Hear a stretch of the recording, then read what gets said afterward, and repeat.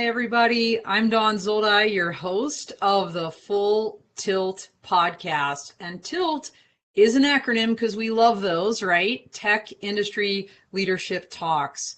And I can't tell you how excited and honored I am to have with us today this incredible human being named Huy Tran. She is the Director of Aeronautics at NASA's Ames Research Directorate. And welcome, Huy. It's so great to have you here. Thank you. Thank you for inviting me. Absolutely. So I met Huy in person last year for the very first time in Las Vegas at CES. She gave this incredible inspirational keynote for the Women in Drones, Women to Watch Global Awards program. And before that, by the way, Huy broke all kinds of records with Kevin Morris on the Dawn of Drones podcast, where they ended an incredible year last year on the Dawn of Drones. So I'm telling you, just grab your seats, grab your coffee, and get ready for an incredible journey here, because this podcast is about life and leadership, and there's really nobody better person to learn about this from than Huy and her incredible journey that started when her family emigrated to the United States from Vietnam. So Huy, let's start at the beginning and tell me what it was like. Before we get into your topic of leading diverse organizations, your background really informs your leadership. And, you came, across the ocean with your family when you were little. And what was that like? What did you experience growing up? Yeah, so my experience of growing up is, I was born and grew up in the war, Vietnam War. So that kind of gave away my age. So being born in the war and grow up in the war, it teaches you how to be agile, adaptable, and flexible. And also, when I was about 5 or 6 years old, that's when we had the Tet Defensive. So I was at home with my mom, who's pregnant with my younger brothers, and I was with my sister. So during that time, during that night, my dad was out to fight the war, and I was at home with my mom, and my job was to make sure that we stay together.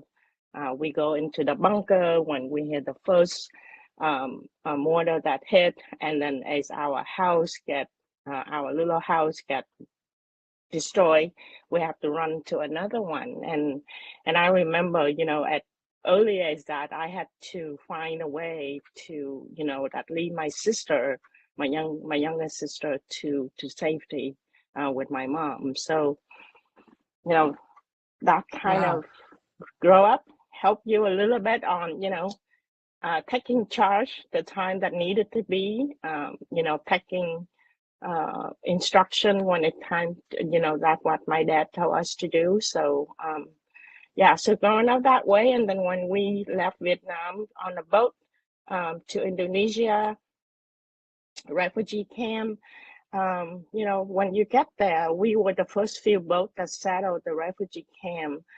So there's a lot of infrastructure that has to be established. And I have to say, a lot of my leadership learning was from my dad. He actually was a few of those people that set up a group and that building the hut in the refugee camp, building in this beautiful island in Indonesia. They have a beautiful waterfall, and my dad and his team had to figure out which portion of the waterfall is for drinking, which portion is for washing and bathing, and vice versa. So that's how, I learned from that. When the situation needs to have a leader, it's somebody will step out and lead the team to make sure that everything is fine, and then also providing safe environment for the rest of the community. And that's Wow. how I think, that's how I see it, and that's how I learned from it, So, and the woman, we were, rather coconut leaves so that we can make panel for the hut and helping, keeping the children safe. So I was part of it. I was about 16 years old at the time. So, in the war country, you're an adult by then. You know what to do, and you expect to act as a part of the community.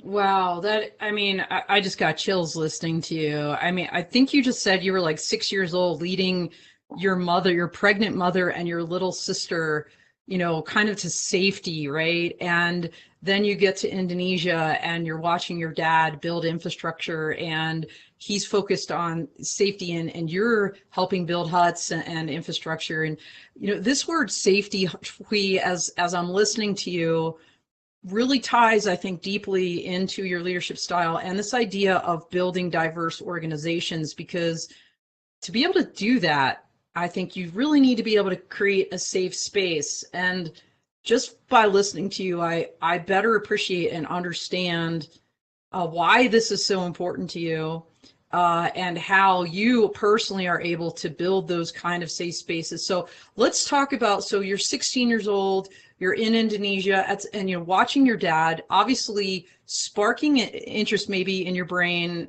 in science, so tell us about that educational journey, because so far your life journey has been really interesting. How did you start studying, aeronautics, and, at what point did you emigrate to the U.S.? Yeah, so my interest in science started very young. My grandfather, who was he was in the French military actually to fight World War One, and one day he came home from wherever he went, I don't know. He came home with this picture, a calendar picture that showed a young woman in a lab coat. And he said, "You look like her." Oh my God. No, think about that for a second. We're talking Right. World War One, and he's got a picture of a woman in a lab coat. How rare, honestly, must that picture Yeah. have been? And for Yeah. him to say to you, like, this could be you? Yeah. I mean, really a man, I'd say generations ahead of his time. Yeah. Yeah. So, so I looked at it and I said, okay. But, I was very young, but I always wanted, since then, that time, I always want to be science, want to be that woman in that picture in that white lab coat, so my book, when I would have time to read, was, the history of Madame Marie Curie. I'm looking up all the famous scientists, and including men like Faraday and Heisenberg and things like that. So I'm always interested in science. And then when I was 5 or 6 years old, that's when the moon landing, right? So I was able to watch the moon landing in a small little town with a small little screen, black and white. But I saw the moon landing, and and in where I live, the main light of the night is the moon. We don't have electricity, and at night outside of your house, you either have a tiny little wicked diesel light, or you go outside when the moon is up. So I'm always interested in the moon. What is this thing that keeps chasing me, or I have to run after it? It can never be stay in the same place. So when I saw the moon landing, I said, wow, that is so great. I wish I can work there, eventually. But at that time, we're in the war. I don't even have electricity. So, Yeah. so But I mean, it's, I see the NASA logo here, and, it's so interesting how NASA very early in your life also inspired you to become a scientist. And then, of course, the incredible position you have now. We'll get to that eventually. But so you're grabbing everything you can read, about science and famous people that are doing incredible things in the scientific world. At what point did you start a formal education and your degrees? Formal education is for my degree, actually in the United States, I went to school. I was able. My parents know that education is very important, and education is a way. What we call education is a way out of poverty for us. So, and also because they didn't go to school. They had an education of 5th and 6th grade, so they want their kids to have more education. So even during the war, I were able to go to school. I go from kindergarten up to 11th grade, until when we left Vietnam. And so then we spent about a year in the refugee camp in Indonesia, and then we were able to come to the United States, sponsored by a church, a Lutheran church from Woonsocket, South Dakota. So long story short, my education started formal started here. So I went to, after graduating from high school in Sunnyvale, California, I went to college, junior college, called the Ames College. Mm-hmm. And that's when I found out that NASA actually have an internship program that I could apply to. And at that time, it's a dream come true, right? Wow, right. This is an internship at NASA, and at that time they allow green card immigrant to apply, so which was great. Now they don't anymore. But yeah, I apply and interview and got a job and been here ever since. Wow. So how old were you when you started at NASA as an intern?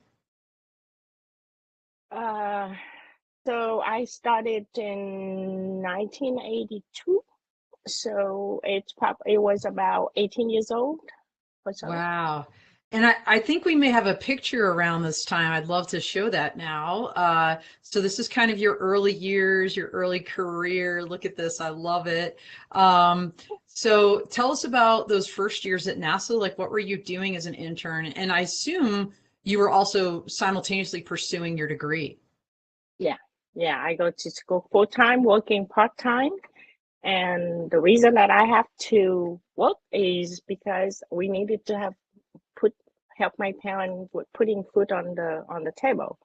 But I actually was really lucky, was that I interviewed for the intern position that we are working on improving the thermal protection tile for the space shuttle. So can you imagine, right? Here I am, 6 years old, look at the moon landing, and I am now here in the United States, be able to work on the space shuttle tile. So that was a dream come true. Wow. Wow. I could, I can just see the joy on your face. It just like radiates that you had this opportunity, and your dream actually has come true, by working at NASA. So that's just really cool. And so many things you've done since you've been at NASA, and we're talking about diversity. If we and you and I, before we came on screen, we're talking about this idea that diversity is so many facets. It's not just the people, and we'll talk about that in a second. It's diversity of thought, and it's also diversity of mission. So I think we have a couple really cool photos of some of the really neat things you got involved with at NASA that, you think about aeronautical research, but, not always just aeronautical. There's so many different facets. So here's a picture of you. It looks like you're at a podium, and it looks like, they put you out front pretty early. So tell us about your progression. Yeah, so I was working as an intern, and after I graduated, I was hired as a contractor at the time for NASA to run the object. This is a facility, and it's only one in the country, is to generate the reentry heat for antibody, and we use that to do a lot of material research for space shuttle, but also for other planetary entry. So So I was a young test engineer at the time, coming out of high school, coming out of college, be able to get a job at NASA, staying at NASA Ames, and actually was mentored to be a test engineer running an array of material testing from, like I said, space shuttle tile to new material for entry, aircraft, spacecraft, to application for defense at that time. So the first picture you probably see, that's what I was, a test engineer, a young test engineer running, doing the test and waiting for the facility to to come online. Yep. And then I spent quite a bit of time actually working on the space side. So I was lucky was enough to get put on a team that is working on the first mission, Mars mission, to return to Mars since 1976, which is when the time that Viking 2 were completed. So the mission that I worked on was Mars Pathfinder, finding our way back to Mars. And with that mission, we had a small little rover called Sojourner. And just to see, it's a technology demonstration of a rover on another planet.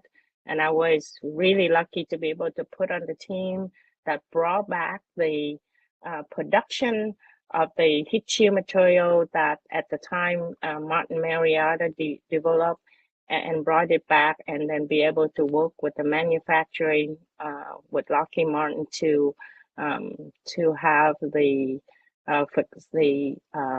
heat shield done correctly. And since then, I have been involved in most of the Mars mission as late as the Mars 2020 in some capacity. So That's so so then cool.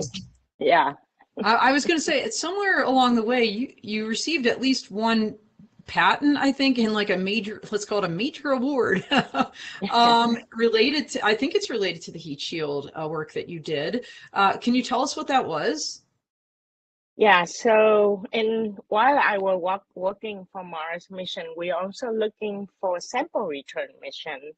And at that time, I realized that the heat shield material that we have for Mars entry is not capable for Earth re-entry. So a group of my friends and I was doing some research. So we decided that we need to do research, and I had put out 3 requirements for the new material. Number 1, it has to perform well for re-entry, Earth re-entry. From sample return, not not like space shuttle. Number 2, it has to be light enough, and number 3, it has to be inexpensive enough so that we don't spend so much time on that. So, so those are the 3 factor or requirement that we put out to the team, and we were able to develop this new material we call ceramic carbon impregnated phenolic carbon phenolic impregnated carbon ablator. Geez, I can't even remember my so but essentially it's a combination of what I learned from the space shuttle material research to what my love for chemistry. So I combined that 2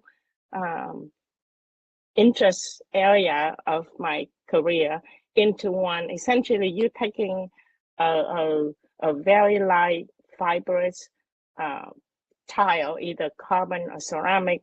You impregnate it with an organic compound. And the trick here is to make sure that the density is uniform across the material, and also is lightweight. And that was the trick that have been actually take a long time for people to figure it out, but our team figured it out, and that's what I patent. And is, even though it's expired now, but it's probably one of the most important patent that we have. Wow. So you're pinging on something that I want to highlight here, this idea of diversity of thought, because you just said you combine a love of chemistry and that background with the love of the kind of materials engineering, if you will. Tell us a little bit about your team, because I imagine that earlier picture we saw of you, the very early one, when you got that internship, I imagine you were in many, many respects a minority at NASA. So over time and as your career progressed, did you see a change in kind of the complexion of the people that were working at NASA, and this team that you're talking about in particular that helped you with this patent and this amazing combination for the reentry material? What did that team look like? Who was on that team? So you're a woman. How many other women? Actually, in our team, the team that developed the material is pretty diverse, right? So I'm one of them, and then I have a Taiwanese woman as a chemist. She's actually the true chemist, and I love chemistry, but I'm not the true chemist. She has a PhD in chemistry, and then I have a friend. Part of my team is on, and three of them actually are some a mid-career male and an older, and a more experienced, what I call seasoned engineer. But talking about diversity, I have to say, like I said, I feel so lucky because my life have been, in some sense, very well thought out for me, right? So when I was a test engineer, unlike lots of places that I've seen at NASA at that time, because I worked in the facility operation, I was able to work with diverse set of people. I work with engineers who mostly are white men, given at that time. I mean, and statistically, I think right now, right, very factually speaking, I think that is still the case. Yeah, it's still the case. But then I also get to work with the mechanics, with the technician that running that facility, and they are diverse. We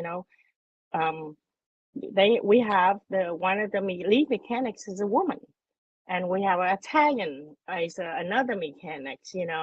We have a African American man that also is a technician. So, and also the other people. So it's a very to me, I was lucky enough to be able to grow up career-wise in that diversity, and that I really appreciate different people do different things, appreciate of what they do, and that bring the diversity in our thought process. So. No, that's great. And, we have a fan out there, Siddharth Sharma. Number one is saying, this is all amazing. And number two, he has a great question I want to ask you. He says, ma'am, any opinions for making a great team that thinks in terms of the same mission and vision? In other words, the theme here today is leading diverse organization, leading diverse teams. How did you take those diverse teams to kind of follow one mission, one vision to accomplish the amazing things that you were able to achieve? Yeah. So this go back to what we talked at the beginning, safe environment, right? So you can have a diversity team with a single goal, right? So when we were working on this material, we want to develop a lightweight, high-performing, inexpensive to produce ablative material that would enable Earth entry or sample return mission or future mission. So that's the goal, right? Now, how does diversity come into this? Diversity is when we sit down and start talking about how to do things. That's when we, as a leader, you have to be listening to different idea and different way of approaching it, and not say, well, this is how I think we should do it. So I'm still practicing as a leader, right? We have to learn on how to listen and not to be the one that talk first. In fact, to be an effective leader, you have to be the last one that talk. in the meeting. Because when you start talking at the beginning, you already set a stage for people to think your way. So if you just sit back and start asking the question nicely, then you would have the voices of people coming out and trying to refrain yourself from talking, because you should be the last person that talk in the meeting. So that's how I see, that's how you do mission, is that you have a goal, set that goal, making sure that your entire team is focused on that. But the diversity, it come from the people, come from different thought process, how we conduct ourselves. And I think that's how, at least for me, I found that there is successful. I love that. It's almost like I'm sure you've heard the saying, real leaders eat last. Right. And that's really, kind of a metaphor for almost everything a leader should be doing is, putting their people first. And whether it's letting them speak first so you can listen, physically letting them eat first, especially if you're in the military and you're in a chow hall, right? Or just, giving them an opportunity, maybe even before yourself, I think, speaks volumes about your leadership ability. So thank you, Siddharth. That was an excellent question. And what I want to do real quick is roll through there. We have two amazing pictures that kind of get to the diversity of the various missions that you've been involved in. I think we'll roll those. I think the first one, here we go. It's going to pan across, but that is an image of a wind tunnel, one of the largest wind tunnels in the country, and a truck with John Kerry at the time looking on. And so tell us for a second about what this is, because when you think about Ames research director, you think aeronautical research, you don't think of trucks. So Yeah. what was this one about, and what was the goal, and what came out of this? Yeah, so last year we had a really great visit from the Honorable John Kerry. He is the special envoy for climate change. So he wanted to go around the country and take a look at what people doing and what other kind of technology that we can bring to bear to battle climate change. So he arrived at Ames, and I was able to host him that day. And we went to the NFAC, which is the National Full-Scale Aerodynamic Test Complex that currently right now operating by the U.S. Air Force. But we do work with them quite a bit, yes. And so we were showing, this is the world largest, not just the country, the world largest wind tunnel in the world. Oh, so the we world. were able, the world, and so we were able to show him that, we're using the wind tunnel, we can test a lot of stuff, not besides just aircraft, like we can put a full-size F-18 doing the research in the aerodynamic, but we also test wind turbine blade. We also test the truck, which is the aerodynamic and drag reduction for the truck, and that test was done a long time ago with the NFAC team, but was requested by the Department of Energy. That's when they're looking for how can we reduce the drag on the truck so that we can reduce the fuel burn.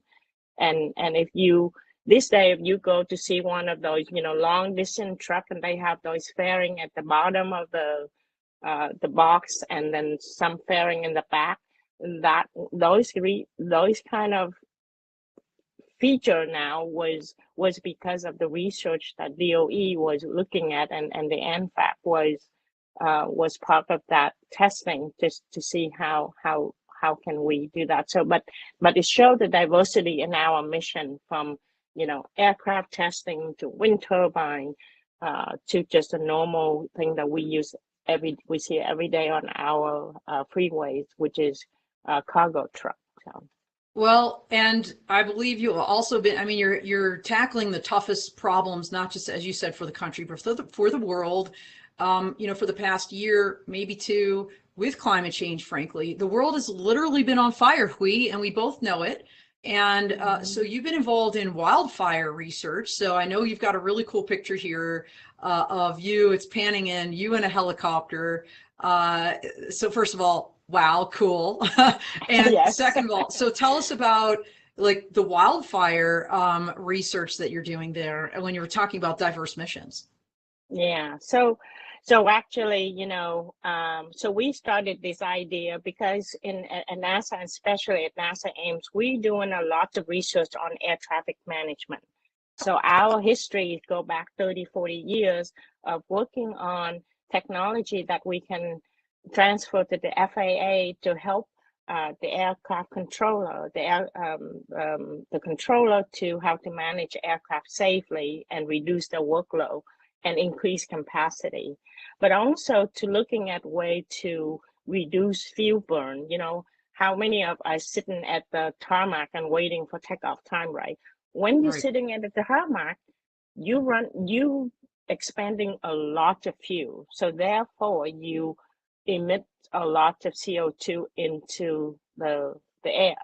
So right. we're looking at a way how to reduce that, and we very successfully, and we actually transfer that technology now to the FAA, and they will deploy that.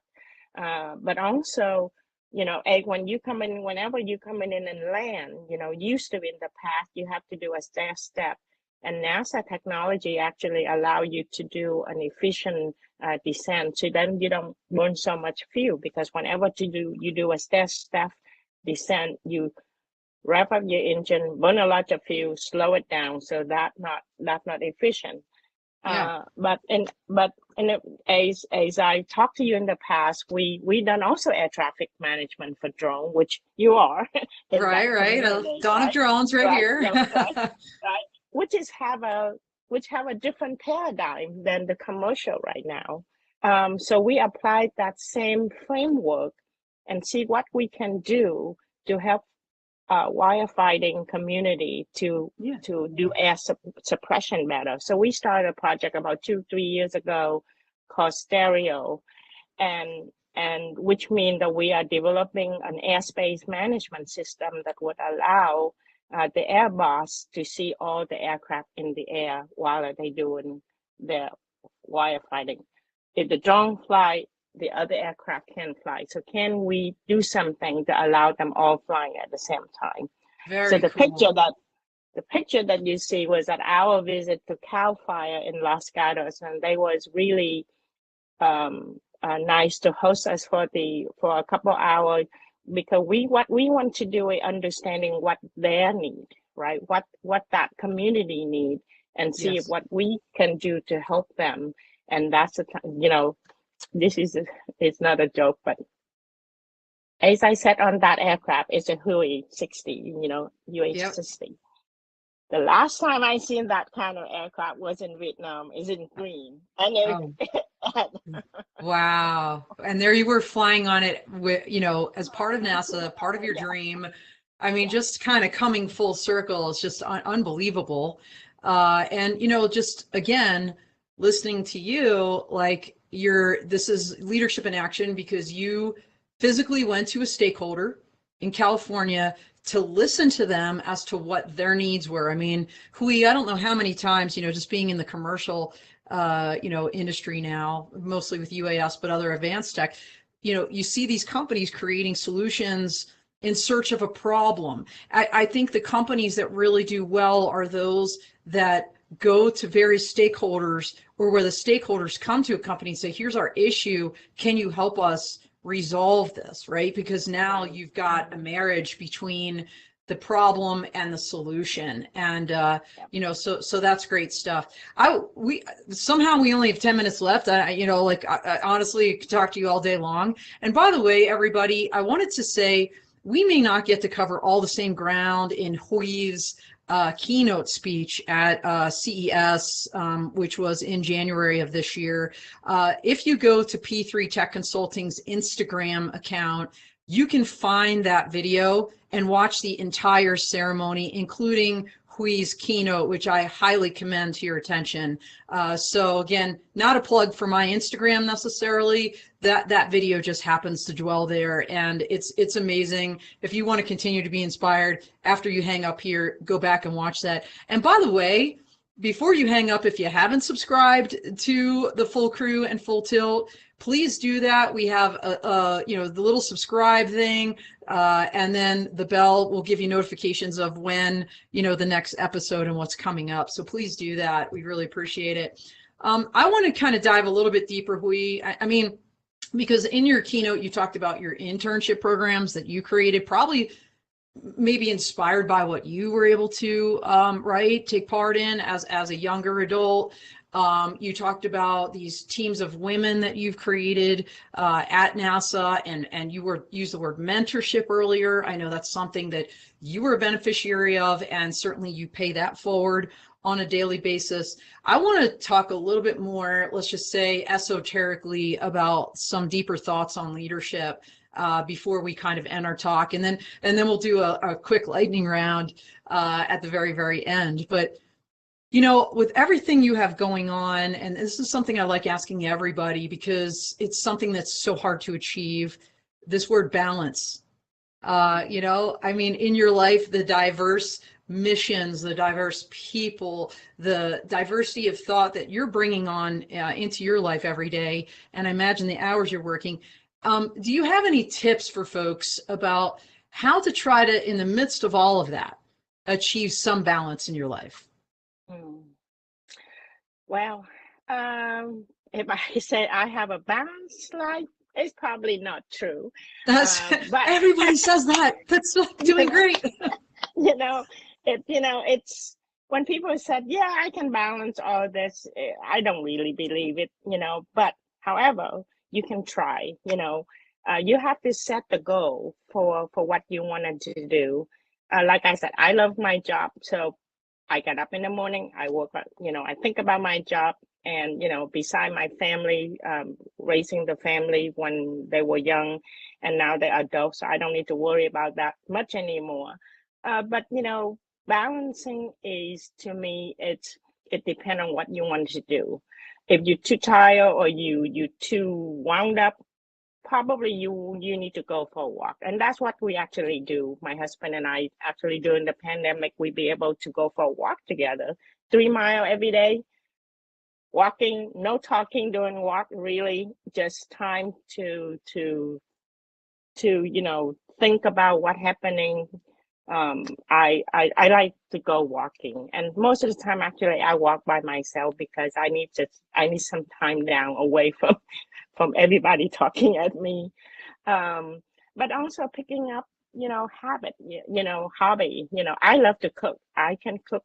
I cook well, pretty well, I was told. So, things like that I'm always thinking how to make the best filet mignon, the next better filet mignon for dinner. So things like that I would say. But also, reaching out to your supporting system, right? Asking for help, because when you know when to ask for help, then you'll be able to help other people.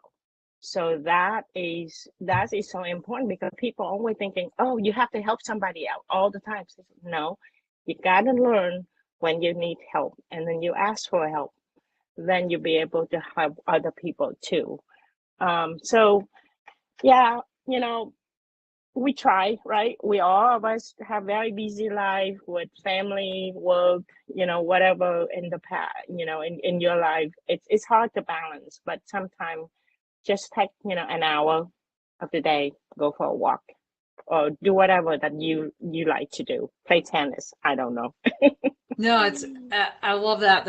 It's great advice. And I especially love this idea of getting help when you need it, right? So we had Cam Shell from Dragonfly on here recently, and, talked about kind of mental health challenges, right? Like, I'm not going to use his words, but, we're all in some respects, right, screwed up. And, to be able to kind of take somebody else into your head, or like talk that out, or do yoga, or whatever it is that works for you, I think is really key to maintaining not only your sanity, but to be a good leader. Because I agree with you, Huy. If you're not taking care of yourself, how can you possibly take care of others? To use an aeronautical kind of analogy when you're on the plane and those masks drop down. They say put on yours first before you put it on, right? I think that's the best analogy, because if you're not like sucking in your own oxygen in your own life, how can you possibly be there for other people? So by the way, John Typin is out there. He says, thanks both of you for sharing this inspiring leadership story. And John, thank you. Tony Drummond also says, owning our vulnerability is so liberating. Thank you, Huy. This is amazing advice. And so it absolutely is. Boy, there's so many things I can talk to you about. I'm going to do a quick lightning round since we're getting close to the end. I'm going to add a question. And by the way, Tony also, sorry, I'm getting distracted. Tony also saying, congratulations on your inspiring accomplishments. I'm not sure if you know the full power of your leadership by example, so thank you. Honestly, Huy, when this is all over, there are a number of groups I know, STEM, especially the focus on girls. I'm going to absolutely send them this link and encourage them to have their students watch this video to hear and learn from your example. But let me ask you real quick. Lightning round. We've got like 4 minutes left, so less than a minute each. Okay. Who, and you don't have to give a name, but like your best boss, or maybe like the attribute that you took away from the best boss you ever had. The attribute of the best boss I have. Actually, I have, like I said, my life is so filled with luck, with people around me that actually really helping me. I have mentor that actually give me a really good metaphor for leadership, and I still use it today, right? I was really sick, and I was an intern. I was sick, but I had to go to work because the thing needs to be done at work. And then he said, okay, here you go.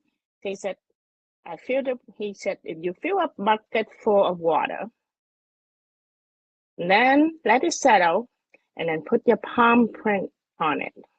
And now remove your hand. Do you still see your palm print? I said, no. He said, nobody is irreplaceable. So when you're sick, you need to stay home and take care of yourself. And so I said, so later then I realized that being a leader is not about trying to leave something. But my job, and I told this to one of my mentees the other day, and she said, well, so what is it that you're trying to leave if you as a leader? I said, when people talk about leadership and leaving legacy, I don't believe in it at all. I don't believe in legacy. So I told her about the story about this bucket. And I said, but my job is to make sure that that bucket is full. It's either full of water, full of talented people, full of funding, and full of diversity. And that's what you need in the leader. We don't leave legacy. We leave a bucket full of something that you created. So for the next generation, and that's what I think leadership needs to be. That's how I go by.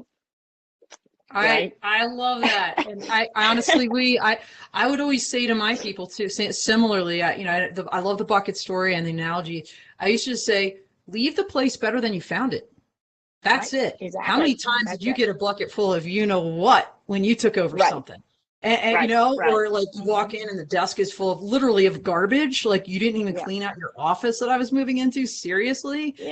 Don't do that to people. Just leave it better and fill people's buckets. That is my new motto. I love it. Okay, real quick, 3 quick questions. Now we're gonna have like 30 seconds each, okay, or less. Favorite book? Favorite book? I don't have a favorite book. Sorry. Okay, moving on. Your hero? Oh, my hero. It's Madame Marie Curie, of course. All right, very cool. And if I recall correctly, Polish. People don't realize this. Was she Polish? Am I thinking of the wrong person? No, I think she was French? French. Yeah, she was French. Yeah. Who am I thinking of? Anyway, it doesn't matter. Okay, moving on. One thing you want to leave others with in closing. That's our last thing. Oh, wait a minute, Mike my producer behind the scenes just said she was Polish and French. The reason why I remember that, Huy, is I visited Krakow. And I think I visited her house. That's why I was like, oh, really? Polish. Yeah, yeah. Wow. She lived in Poland at least for a while. She's Polish and French. Okay, moving on. The one thing, and most people don't know that, and I'm half Polish. So one thing you want to leave others with in closing. In closing, I think the diversity in leader has to be instilled in everyone. It's not something that you talk about. You have to do something about, right? You know, pick something small, achieve it, but you always have to be on it though, because once you always have to have that thought, you know, when you have a team, look at the team and see, does it make up the diversity that represent what your organization look like, or what your society. Think about diversity in thought process, not all don't put a whole bunch of software engineer together, maybe put a business degree person or a writer together. God forbid a lawyer. And a lawyer, yes, and diversity is that. I find that when you have a team of people that with full diversity, you will achieve a lot more than what you wouldn't without it. So I'm an example of diversity. So you are, and you're a shining example. And once again, I thank you so much for being here on this podcast today.